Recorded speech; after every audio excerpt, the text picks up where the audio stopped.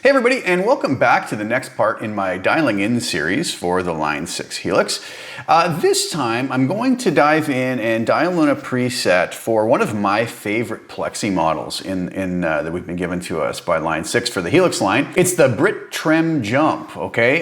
We also have the Brit Trem Norm and the Brit Trem Bright, but I figured I would do it with the Jump channel, right, where we have control over both the normal and bright gain.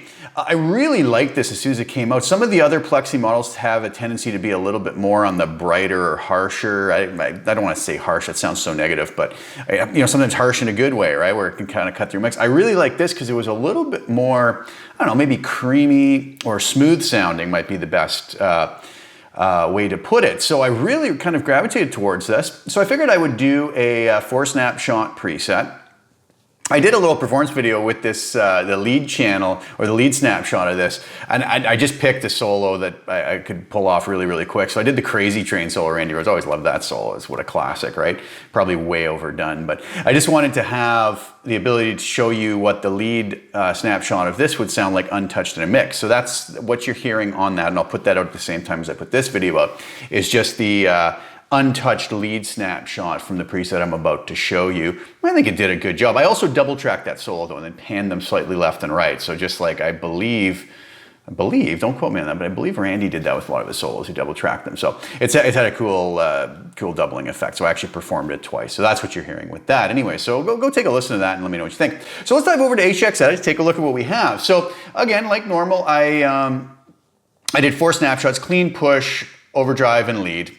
So just to go through sort of the generic settings here, what I did, again, as always, my typical settings on my LA Studio comp at the end. Nothing EQ-wise except for my low cut at 100 Hertz, high cut at 12 kilohertz, pretty typical.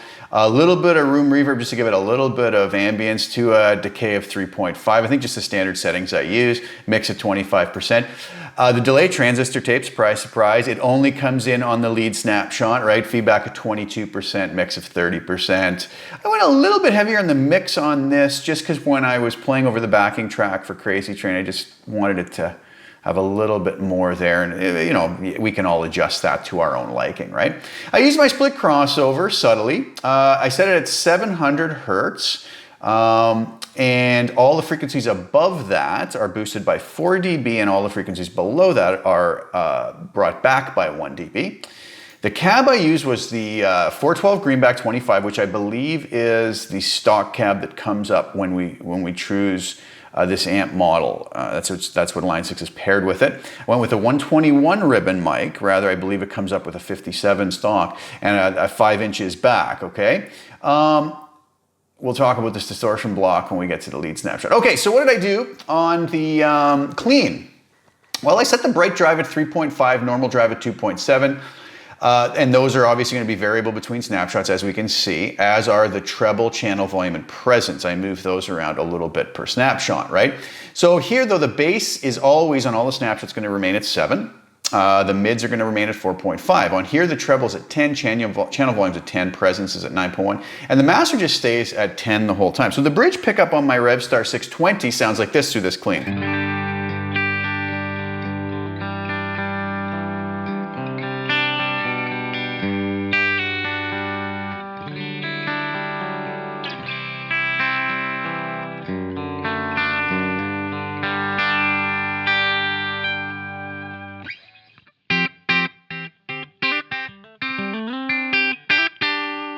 Go to neck pickup.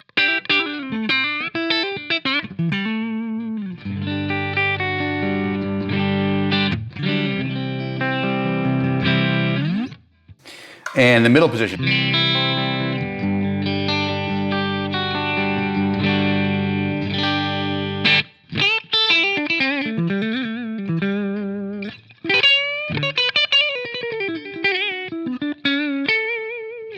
Okay, so I was really liking it. It had a nice chime to it, a little bit of sparkle, but some beef to it too. So that was a nice snapshot. So let's see what happens here. And again, if we look through all these other settings, as far as the snapshots go, nothing else is going to change except the delay will get turned on the lead, right? I didn't snapshot enable any of these other settings, only the amp settings really. So what happens when we go to snapshot 2, to the push? Well, what happens here is we see the bright drive jumps up to 6. Normal drive is at 4. Treble gets cut back to 8, presence cuts back to 8.6, and the channel volume is adjusted accordingly. And that's going to sound like this. So let's go back to the bridge pickup.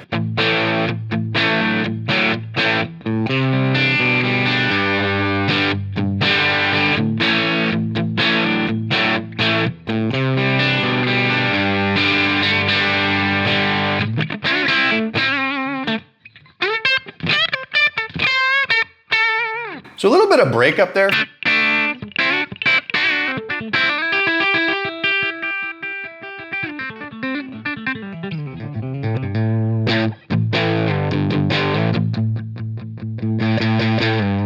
But it cleans up as we hit it softer. Neck pickup.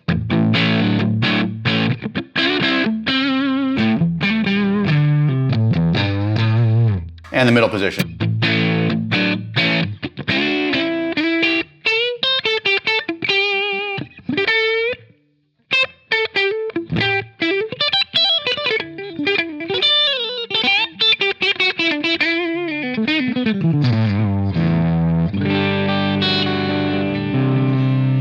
Back to the bridge. Okay, so nice little breakup on that one. Now what happens on the settings when we move to the overdrive? Well, what I did is I maxed out the bright and normal drive just to get as much distortion out of this amp model as we could. Bass stayed at 7, obviously mid at 4.5, treble at 8, presence 8.6, channel volume 6.7, so I don't think I even changed the treble and presence between the push. No, those all stayed the same. So the overdrive channel on the bridge pickup sounded like this.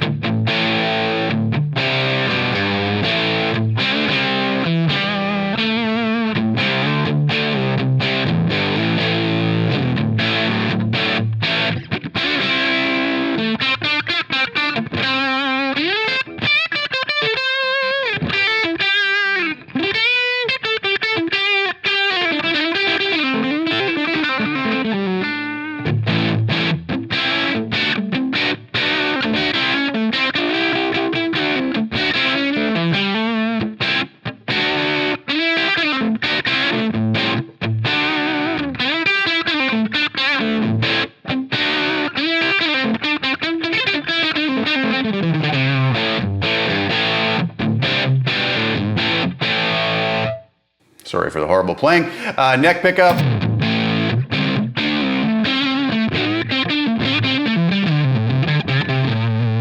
Middle position.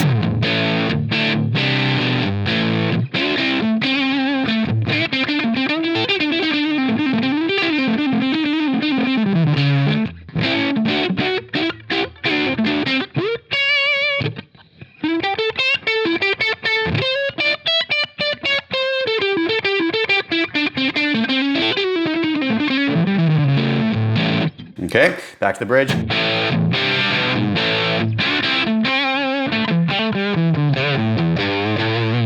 I also dialed this in with my CMRs and the power cabinet. It was sounding really, really nice to the power cab, even when it was cranked up a bit, okay? So since that was about the most overdrive you're gonna get out of that model, and I wanted something that might have a little more overdrive gain for a lead possibility. Like I said, I use this for the Crazy Train solo. So this was a little, you know, a little bit light on the overdrive. What I decided to do is to put a kinky boost in front of it for the lead snapshot. Here we go. Crank the drive to 10, put the boost on and cut the bread switch off, and then our delay came in. And so that sounded like this.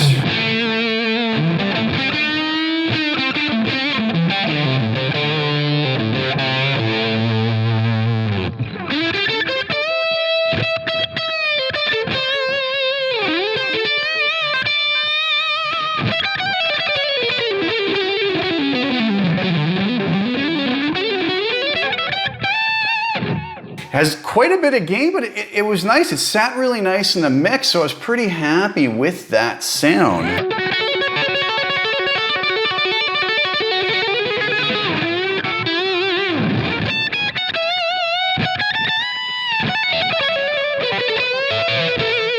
However that goes. Yeah, so I mean, again, I'm not even beginning to state that this is anywhere close to what Randy Rhoads' sound was on that. I don't think he used any amp like this. I think it was an actual super lead maybe, or I don't know. Anyways, but that wasn't the point. I just solo popped into my head, and I thought, this might work on it. So let's try it out. And I think it did. Go give that video a listen and check it out. So I don't know, what do you guys think? I'll have this tone up on a custom tone by the time this video goes up, and I hope you guys enjoy it. I think it's a nice one. Like I said, this is one of my favorite Plexi models that we have been given to us by Line 6 in our Helix. It sounds real nice, and it just has a little bit more, like I said, to me anyways, in my opinion, it has a little bit more of a creamy sound to it, and I kind of like it. It's really nice. So anyways, thank you guys so much for tuning in. Go check out the Crazy Train solo video I just did using, like I said, double tracked the lead part using this lead snapshot, and I hope you guys enjoy that as well. And let me know what your thoughts are on this when you get a chance to try it through your system and your guitar.